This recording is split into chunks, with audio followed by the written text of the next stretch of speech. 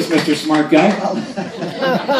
I will add to what Michael and John said. I think Romney lost it earlier than that first debate. And I agree with John with most of what you said about the first debate and his performance in the second debate. But, and I think everybody up here agrees with this, there wasn't enough fight in Romney. There wasn't a sense of urgency like we are this close to losing God's greatest gift to humanity. You never got that sense. And all throughout the campaign, even before the first debate, once it became clear that Romney was our nominee, I wish he'd come out swinging from the very beginning. And President Obama very smartly spent a lot of money that summer defining Mitt Romney in a few key states. So I wish Romney from the beginning had come out and made the case as to why this is so important that Obama doesn't get another 4 years. And I just don't think he did that in a real captivating manner. Two follows on what's come up already. We haven't talked about the third debate. I thought Romney made a huge mistake by playing rope-a-dope in the third debate, the foreign policy debate, because momentum matters. And going with what Michael said statistically about exit polls, the closer to the election, people make decisions. That third debate impressions that were left, even though you'll remember it was a football night and there were distractions, were that Romney, he wasn't as bad as the president was in the first one. How could he be? But in that third debate, he took a lot of punches as opposed to punching back. Thoughts? Yep. Yeah, I think just quickly, I think the Romney campaign made a calculated mistake, but they made a decision that they wanted him to come across as very genteel and acceptable to folks in the middle. Mm-hmm. And I think a big part of what they forgot was he didn't excite enough. See, I think a lot of us, I certainly felt this way, Michael. I felt that the country, Steve, was so upset with where Obama was taking us that would carry us to victory. I think a lot of Republicans felt that way. I think a lot of people on Romney's team felt that way. Well, if we go with the notion that you guys are as smart as I think you are, and I truly do believe this. I believe the people in this room and the people that listen to Michael and I and the people that will be listening to Joe, you're smart, you're driven, you care about the future of this country. The vast majority of people that vote once every 4 years aren't so smart. They can't, well, go ahead, applaud the stupid if you want, because you're right. Because realizing it, you got to admit you have a problem before you deal with it. So if we literally, and I don't doubt your math, Michael, if we literally have a country that waited around and saw that President Obama, such a swell guy, was in New Jersey, and he gave Governor Christie a hug, so therefore he's the guy I got to vote for. I think it was the great philosopher Larry the Cable Guy that said you can't fight stupid. So what do we do about that going forward? I think we have to face the truth about what's going on. The progressives have an amazing coalition, public sector unions, private sector unions, the trial bar, the green extremists, and all the nonprofits that feed off government. They have an annual annuity called union dues to fund their perpetual political operation. And they are waging a disinformation campaign relentlessly to change culture and thus change politics. And unless we on the right find a way to organize and counter that, we're going to have difficult times. And the best illustration of this, I talked to a relative of mine who's 30, college educated, bright in every respect, only one of the family that voted for Obama, and asked why. And she regurgitated to me and her two cousins all of the talking points in the disinformation campaign as if it was, she was fully indoctrinated. And she believed the truth about what they said about Obama and the distortions about what she perceived, or the truth regarding Romney and Obama's distortion of his own record. And until we compete for mind share like that, we're going to have a challenge. And I think we have to marshal resources to compete beyond talk radio. And by the way, I just want to say to the general manager of WIND, I realize I'm the only one here without a talk show, and I am available. Well, this is done by 9 o'clock, depending on how this goes. I mean, Michael, let me give you the last word on this, in the interest of time. Last word on where we are here. Sure. I kind of sort of disagree. We're going to do that all night, Michael. And I'll tell you why. If you look again at the way that this election turned out, there's so many myths about it. And unfortunately, conservatives are not low information voters. We can't afford to be. We need to know the truth. One of the myths that you hear, and you hear it not on our station, but you hear it on another station in town all the time, is the myth of the missing 4 million Republican voters. What happened to those missing 4 million Republican voters? Where'd they go? It's like a lost colony of Roanoke. They vanished. They disappeared. Guess what? There were no missing Republican voters. Romney Romney got 1 million more votes than McCain. Obama got 4 million less votes than he did the first time. And by the way, the percentage of conservatives who voted this time, in 2008 and in 2004, 34% of the electorate was conservative. This time it was 35%. Romney had higher support among Republicans, 93%, as opposed to John McCain's 90%. The problem with this election was 100% the president's despicable, hateful, vile division of the United States. Amen. Yes. That's exactly right. And it was all racial. By the way, these numbers are not approximations. These are the exact numbers. And again, exit polling is 300,000 people. People know. We know who voted, why they voted, where they voted, how. And this is how. 72% of all people who voted in this election were white. They chose Mitt Romney by 20 points, 60 to 40. That's all white people, including gay people, including among white Catholics, right?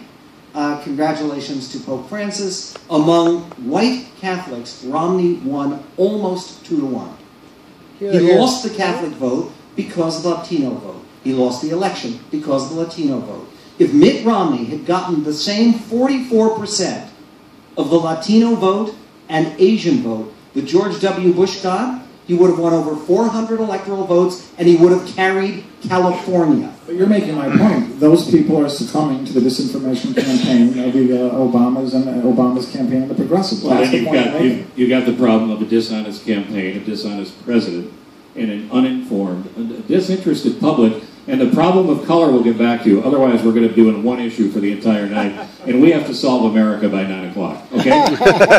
Steve, you have 30 seconds. I don't have to treat you like a congressman. Just follow me.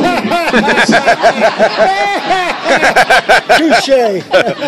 That's great. The conundrum of how he can win, presiding over the worst recovery since the Great Depression. Yes, it's a despicable campaign that President Obama ran, but we cannot ignore the other half of the equation. It worked with people. Absolutely. And I know politicians are loath to say this, but we say it. There are too many people in this country who are uninformed, uneducated, lazy, distracted, too stupid, and we've got to figure out how to reach these people, but we have to acknowledge they're there, and too many of them do not vote Republican. All right, quickly. Thank you. Quickly, just as a game. Romney the best of a bad list of campaigners and candidates? In other words, is anybody who actually ran, or anybody that should have run, could they have won last year? Total speculation. I think he was the best nominee by far out of the field that actually ran. Yeah, I agree. I can't agree with that. Who was better? Yeah, you know, what's interesting is they just asked Jeb Bush, who's going around as a possibility to run for 2016. No. They asked Jeb Bush whether he thought he could have won in 2012, and he said he thought he could have. Now, could he have run stronger than Romney? I think so. Yes. I do. So And I'll tell you, and again, I won't promise this is the last exit poll bit of data, but here's the truth, is they did, one of the things they asked about is what was the most important quality you were looking for in a candidate. The most important quality. When it came to strong leadership, Romney won by 23 points.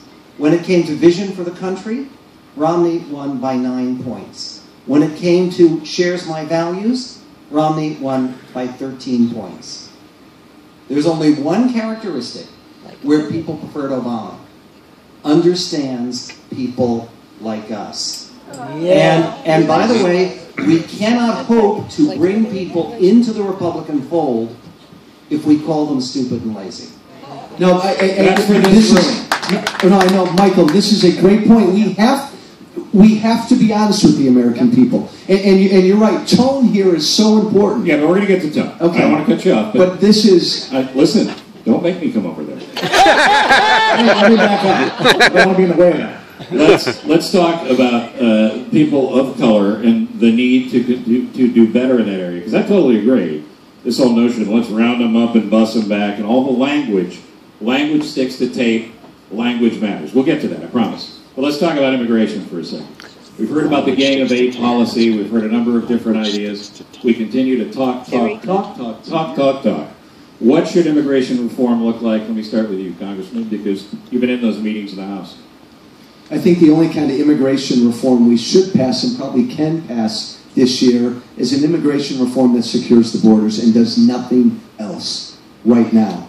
This whole notion, and again, I know tone is important, and we've got to reach out to Hispanics and Latinos, but polls tell us right now the biggest issue of concern to Hispanics and Latinos is jobs, healthcare, Obamacare. It's not immigration. How we talk about immigration is terribly important. But you can, when I hear the words comprehensive reform, I want to run for the hills.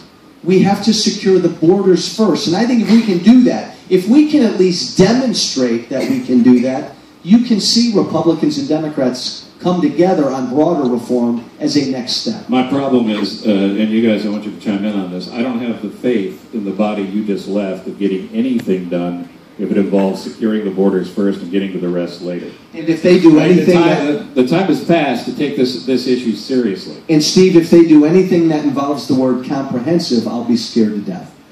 Well, what's between comprehensive and let's get it done? Do your job. Secure the border. But the thing we're talking about, this is what's going to sound like every night at 6:45, by the way. The thing that you're talking about in particular, doesn't that send the message that we're putting up the fence and keeping the neighbors out? No. Well, or change the laws and don't make it illegal to walk across the border. As long as you have a law that says it's illegal to cross the border, enforce it. Or your body politic should change that law. I don't know why that's hard to understand. And by the way, don't you talk about No, hold on. Securing the borders is key, but securing the borders is part A of a multi-part thing. I don't think you do one and then get to the rest. Yes, but if you put it all together in a comprehensive package, it will fail, and the security piece of it will go out the window like it has in the past. And you'll break trust again. This is such a sensitive issue. Let's make sure we get it right. You're assuming we have trust. John? Yeah, I would look at this a little differently. First of all, from the Republican point of view, it seems to me they should establish what their vision and policy is on the broad idea of immigration. And in my view, which might not be popular with everybody here, is Republican Party should be the party pro-immigration. We want people to come here legally, absolutely legally, pursuing the founding principles of this country, life, liberty, and the pursuit of happiness, and establish their version of the American dream, but under the American guiding principles. What we're doing by doing it the way we are now is letting them be assimilated into the progressive mindset. Mm-hmm. We want people to come here and be assimilated the way it was done for all the generations that have let all of us in this room be here, which is come and pursue the American dream with all those amazing things that create American exceptionalism. We should be the party championing that. And not just people coming from Mexico and Central America, but people that want to come from Eastern Europe and all over the world. We should, the whole H-1B be, it's a hard thing to say, but the visa program is not letting highly skilled workers, that has a quota on highly skilled workers who want to come here. We're sending people that we educate. That's what I'm talking about. Lead on the issue. Even let the Canadians exactly. Let the Canadians in. We need more hockey players. The Republican Party doesn't need to be the party of immigration, but we should be the party of Americanization. Yes. And that is completely crucial, because it's the other side, and this was Obama's victorious strategy in the election, is slice up the electorate into Asians here and Latinos here, undocumented here, and black people here. We are all Americans, no hyphenated Americans. Right. It is impossible to take that stand. It is impossible to credibly be that party, the party of Americanization, the party of assimilation, the party of joining our country and joining this great adventure called America, if you are saying to people who have lived here in some cases for many years that there is nothing you can do to make up for the wrongdoing that initially brought you to the United States. There has to be some way, as there is for every crime. Right. We allow people to pay a debt for murder, right? And then they can come back into society, and it happens for murder. For the infraction, it's not a misdemeanor, it's not a felony. For the infraction of crossing the border without authorization, there has to be a way that you can make up for it, you can pay a fine, you can do penance of some kind, and become part of the American dream if you want to be. And by the way, create a stream of revenue in a country that's financially upside down. Legal folks paying taxes, paying for their health care, whatever that looks like, and we'll get to it. Now, we got to get the big picture here, guys. I'm just curious, how many people agree with what Michael just summarized? Here, here. How many people disagree? Okay, I think we have a ways to go, but I'm encouraged by that because I obviously agree with that, and I think that, I just think about my grandparents who came over, and I'm so grateful they did, and I think that the point you make about Americanization, that's what I meant by pursuing life, liberty, and happiness, and under the founding principles, the guidance of that is just critical to the future of the country for another reason. White birth rates are down to about 1.6 in America. It takes 2.1 to reproduce. Because white folks are up at 3 in the morning looking at exit polls. Congressman, I'm not getting off the topic. Michael, we do have 3 kids. We have 5. Ultimately, we're going to arrive at a place that Mr. Medved is advocating we arrive at. All I'm saying is, you're not going to get there until this country gets serious about the border. And again, this is a lovely place. I'm glad, by the way, we're up here at Viper Alley. How about for Viper Alley, right? Yeah. Yes. Joe, this is not the border down in Arizona or Texas. In many parts of that border, it's like a war zone down there. And John, how many people in this audience are anti-immigrant? Nobody in this country is anti-immigrant. But we're a country of laws, and there are a lot of people in this country that are anti-illegal immigrants. There are people. And you can't... Listen, there's nothing wrong.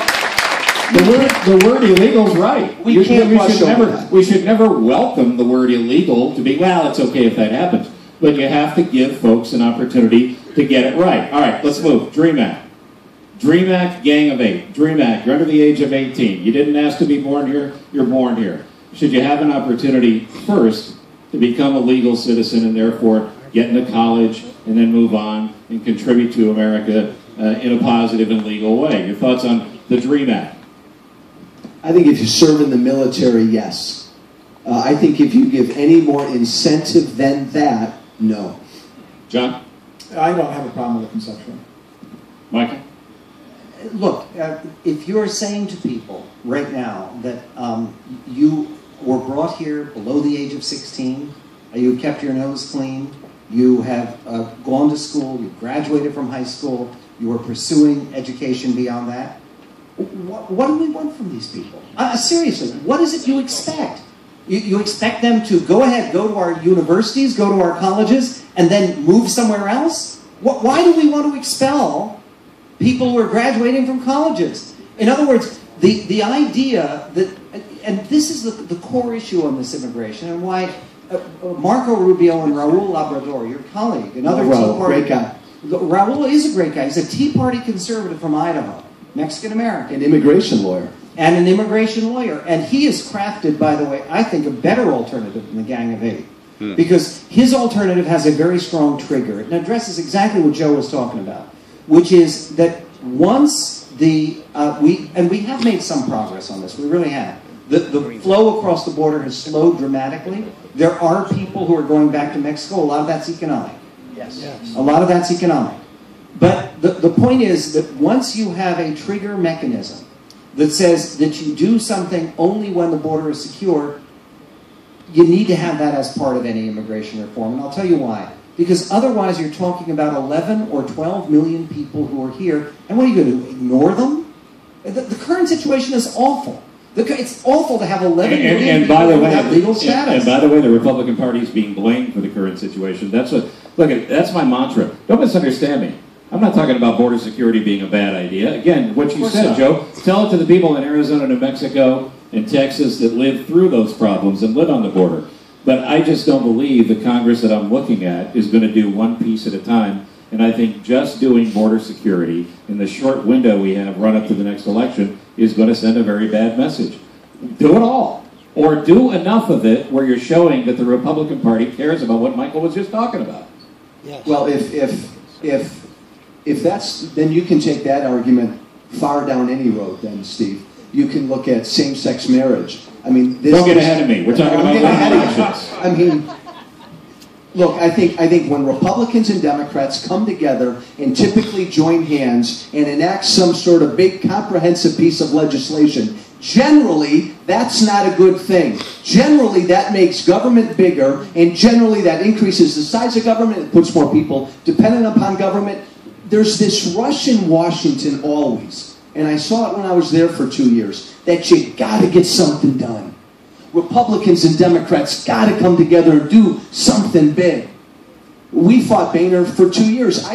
There's no way I'd sit in a room with President Obama and shake his hand and do something big on entitlement reform or tax reform, because it won't be good. Doing something big does not always mean you're doing something good. Okay. I like that. It doesn't always mean, but sometimes it does. In 1986, President Reagan came together with Bill Bradley in the U.S. Senate, Democrat, liberal, and Tip O'Neill, and they did the best tax reform we ever had. They dropped the top rate from 50% to 28%, 72%. and brought in more revenue. They got rid of loopholes. They reduced it to 2 tax brackets. You had to go back 27 years, Mike. Yeah, that's true. But immigration, I think, is one of the few issues in this next 2-year cycle where I think there's the political interest in both sides to do a deal that could be big and could be good for liberty and could be good for the country. The Republicans want to get this issue off the table Because they're scared politically. Of course. Look, as you know better than anybody, politicians are driven mostly by fear unless they're guided by principle. There's not enough guys driven by principle as you were there, Joe. But the bottom line is, if you look at any other big issues facing the country, there's never going to be a grand compromise on entitlement reform, spending, all the rest of it, because Obama wants to spend us into oblivion. His agenda, one of the most amazing things Boehner said during the fiscal cliff negotiations was he was surprised that the president doesn't think there's a spending problem. This is intentional, Speaker Boehner. They want a spending problem because they want to have the reasoning to confiscate more income from people. Immigration provides a pathway to Let's move into the money. Let's talk about the money, because the money is key. Okay, here's the problem. The president has decided that a long time ago that the best way to appeal to America, and Michael, this is a nice segue from what you were just talking about, is to make sure that you know that anybody that's making more money than you is out to get you. They want to kill your puppy. They want to hurt your grandmother. Throw grandma over a cliff. They get up every morning and they don't decide they're going to run their business and employ you. They're just trying to figure out another way to hurt you because rich people hate poor people. The message is sunk in frighteningly deep. That's Obama's where Michael fault. just left off, I think, is a key place to pick up this discussion. The problem in this country is the tax code. The corporations that are being held up as some sort of criminals and robber barons are doing exactly what they should do with the tax code as it's written. I don't have a problem with any of the companies that employ tens of thousands of Americans having a staff of accountants make sure that they're maximizing the tax code within the law. Amen. Fix the tax code. That's how you get fairness legitimately into the conversation. Amen. Well said, I think Steve. you should think about the magnitude of the problem. 100 years ago, we established the income tax. You can now tax somebody on their labor, which is a form of servitude. And of course, it's only going to be a low rate initially. Now we have these very high rates, and then you establish Social Security. So now you can start to convince people that in your old age, the government's going to take care of you. Then you get to the 60s and they establish Medicare. So now they're going to take care of you with your health care. Meanwhile, they keep raising the marginal income from which you normally save for your own self-reliance in retirement. And then you get to the 70s and they pass election laws that prevent free speech by restricting your ability to participate in elections, so you can't hold them accountable for what they've done. Now, of course, they're going to want to take away everybody's guns because they want to essentially, through all these things, campaign finance laws, Second Amendment rights, they want to neuter the American public from holding elected officials accountable. Meanwhile, with these high marginal rates that you're talking about, it's almost impossible for a middle-class person to save enough money to be self-reliant, and they're being forced into dependence because they can't save marginal income anymore. The 2% tax hike, 67% tax hike, $1,000 out of someone's income is not 2% off the top. It's $1,000 out of a marginal income of $1,000 to $3,000 for somebody making $30,000 or $40,000 a year. They're forcing people into dependence on the one side and servitude on the other. It's outrageous and it's immoral. Any other thoughts on taxation? Yeah, I think one of the problems that we have, and this was a core problem with the Romney campaign. I mean, if I were to say the biggest problem with the Romney campaign, it was the lack of a soaring positive vision. It's what the first President Bush used to describe as the vision thing. In other words, finally he said, well, these are the 5 things I want to do, and he could tick them off, and he was very good with all of that. But frankly, there was no specificity, there was no real plan, there was no, this is how we have to change the country. This is an area where you can appeal to everybody. I remember Dick Armey used to travel around, the former House Majority Leader, with a little card. He said, if we do a flat tax, if we do a simple tax, you'll be able to fill out your taxes on this one little card. I remember that. It'll take you 10 minutes. It's not going to take you hours and hours. And talking in those terms, not, well, we're going to move it from 39.6% to 37%. The population glazes over. We sound like accountants, and everybody uses accountants, or not everybody. There's a reason H&R Block is in business at the mall. It's because you do your taxes and it gives you a headache. There's a reason your Uncle Dave does your taxes. The more we talk numbers, the more voters that get lost. See, Steve, this is completely correct. This is what we Republicans do. We talked earlier about the sense of urgency. The country's at war. We really are. The other side understands we're at war. It's a knife fight. They bring a knife to a knife fight. We bring a 30-page PowerPoint presentation to a knife fight. And we wonder why we're not winning. And again, can I beat a dead horse? Feel free, Joe. It's your moment. Michael and I will probably go at this all night. There's a pact in a republic and a democracy. Those people in Washington ought to do what they're supposed to do. The people down in Springfield ought to do what they're supposed to do. But you know what? We all have a responsibility in a republic and a democracy. Yep. And as a people, we have shirked and abandoned our responsibility. We don't pay attention. I mean, what? Rush calls these folks low information voters. Yep. They're there. And we have to acknowledge it. Now, Michael, you're right. We need to learn how to talk to them. But we have to acknowledge that the American people have fallen asleep at their wheel, and they're not doing what they need to do to uphold this democracy. You're here. All of us. We are living in a time where we are exposed as a country to things that should be as fundamental as turning a double play.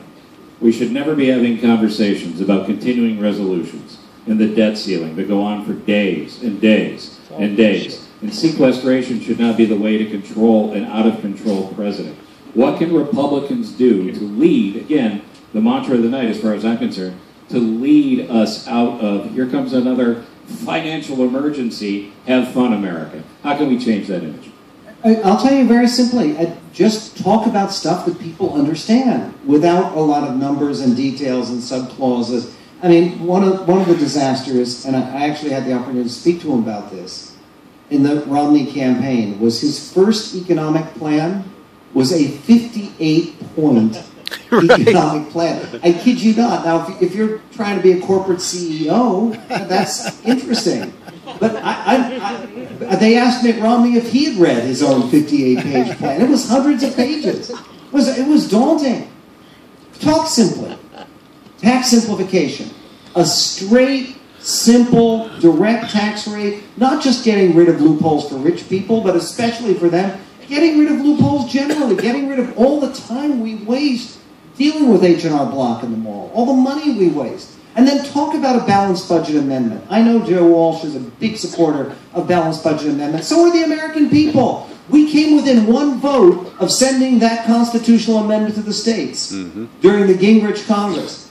We can do it again. This is an issue American people understand. It is simply wrong to keep borrowing money to buy stuff for other people who don't need it. I mean, 64% of all public school children in America now get free lunch. I think that was very good. I think that in addition to that, the number one thing the Republicans can do, because they control the House and they have defensive power in the Senate, is to use, they should have done this with a fiscal cliff, but they can use the debt ceiling limit to impose a spending limit by imposing a borrowing limit. And I think they should publicly say, we are going to take the credit card away, no more second mortgage to fund groceries and your household operations, so we are only going to let you borrow up to 2% growth per year.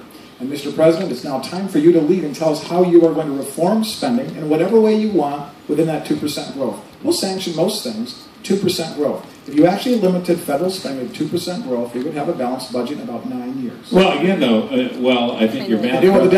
I think your math probably does work. I think, other than the smart people in this room, you lost them halfway through the description. And I don't think that's your fault, but I think we have to recognize people aren't bad, but also recognize the fact that the guy that has the job is really bad at being honest and really good at convincing America he is. And that's the problem. So when we come up with another complicated explanation of how to do the right thing, he'll come up with an explanation about why it's the wrong thing. Well, you do as Michael said. You speak straight to the American people. Right now, this is what your government's doing. If your government were a household, their credit card bill every year is more than what their pre-tax salary is every single year. You can't live like that. Talk like that. Actually, in America, you can. There used to be a Democrat who was a senator from Wisconsin named William Proxmire. Some of you are old enough to remember Bill Proxmire. He used to do every month the Golden Fleece Award. Yes. We should do that. Bring it back. Right. I mean, just examples of what the government is doing today. I covered this. And now, a lot of people think this was a joke. It is not a joke. I swear to you. This is serious as a heart attack. Won't surprise Joe Walsh. You were there voting on this kind of stuff.